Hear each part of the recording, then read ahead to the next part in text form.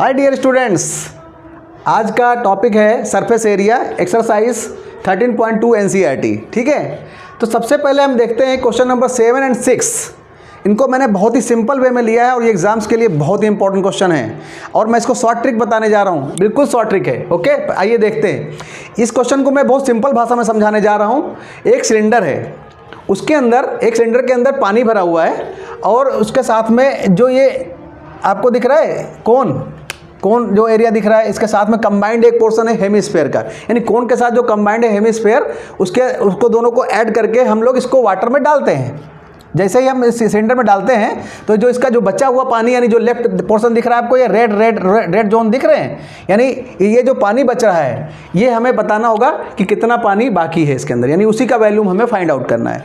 तो इससे सबसे बढ़िया तरीका क्या है कि इन दोनों यानी कोन को एंड जो आपका हेमिस्फीयर है, इन दोनों के वैल्यूम्स को हम लोग निकाल लेते हैं और सिलेंडर के वैल्यूम से माइनस कर देते हैं, तो ये आंसर बहुत आसानी से निकल आएगा। सबसे पहले देखते हैं, सबसे पहले हम लोग वैल्यूम ऑफ द सिलेंडर निकालते हैं। वैल्यूम ऑफ द सिलेंडर, तो उसका फार्मूला क्या है, पाई आर स्क्वायर एच।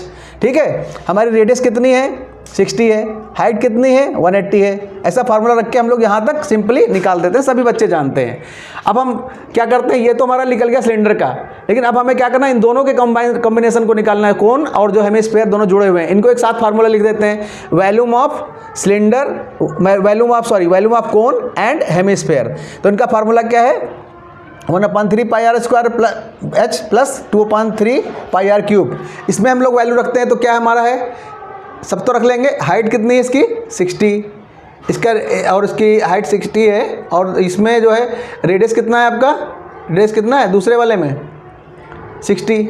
ठीक है, देखिए आप यहाँ पे ठीक है। और इसको कैसे फार्मूले रखेंगे हम लोग, वैल्यू पुट करेंगे, इसको कैलकुलेट मत कीजिएगा, अपान में रखिएगा, आसानी से लग जाएगा सवाल। ठीक है, देखते रहिए आप कैसे लगा हुआ है। तो ये हमें आंसर इससे मिलता है।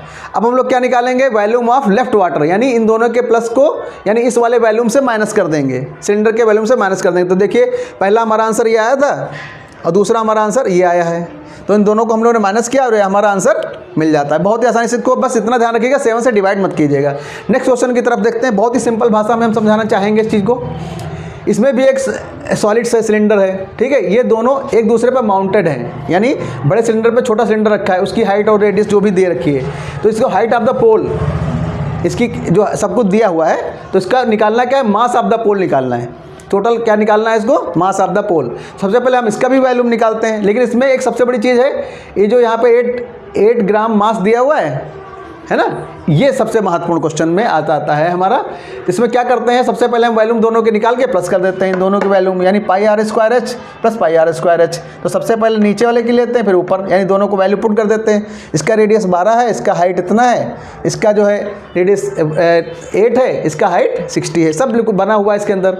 अब वैल्यू जैसे पुट करेंगे हमको क्या मिलता है, ये मिल जाता है सेंटीमीटर क्यूब। अब सबसे बड़ा सवाल है कि मास जो हमें दिया हुआ है यहाँ पे 8 ग्राम फाइंड मास है, तो जो आंसर हमारा आएगा सेंटीमीटर क्यूब, उसको हम लोग 8 से मल्टीप्लाई कर देंगे और 1000 से डिवाइड कर देंगे। 1000 से डिवाइड करने के बाद हमारा आंसर ये मिल जाएगा। तो मैं समझता हूँ बच्चों, आप ये समझिए कि सवाल में करना क्या है। बहुत ही इंपॉर्टेंट क्वेश्चन है दोनों, बहुत प्यार से इसको करिए, और मेरा अगर समझ में आता है सब कुछ तो आप हमारे चैनल को जरूर सब्सक्राइब कीजिएगा। Thanks a lot.